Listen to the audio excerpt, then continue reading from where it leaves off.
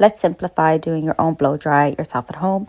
First step is to use heat protector. Just spray it all over and just get your hair super protective. Give it a really good brush through and then just get your dryer on it and dry your hair till it's like 90% dry. Like you barely need your hair damp. And especially if you're doing your hair at home, I always recommend like make sure your roots, especially at the back of your hair, are dry because they're the hardest parts to get to.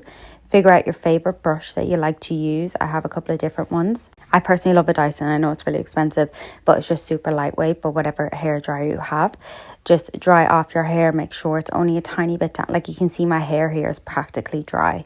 And then your next step is to pop your nozzle on your dryer and just keep smoothing down your hair. And especially the ends, if you have your hair like bleached or dyed or whatever and it's very dry at the ends, you need to go over the end of your hair a few times.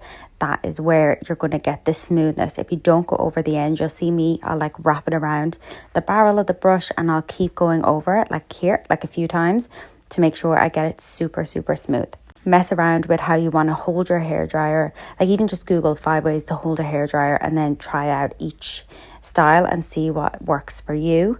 I like to do pin curls as well. So if you only have one brush, you can just do one curl at a time, pin it, one curl at a time and pin it.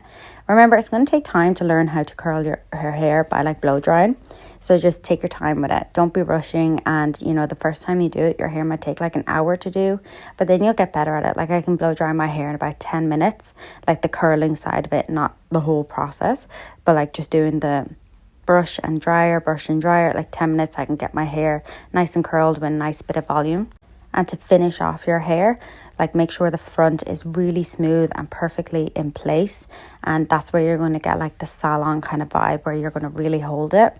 And you can see I'm just doing a curl here to pin it back. And I left these in for about 20 minutes, just went around, made a cup of tea or whatever, and then take it out and I give my hair a good brush. And if you blow dried it nice and smooth and it's completely dry, you should be able to brush it out fine and get the style that you really want. But I think learning how to blow dry your hair is a really good skill to have in case you can't get to the salon.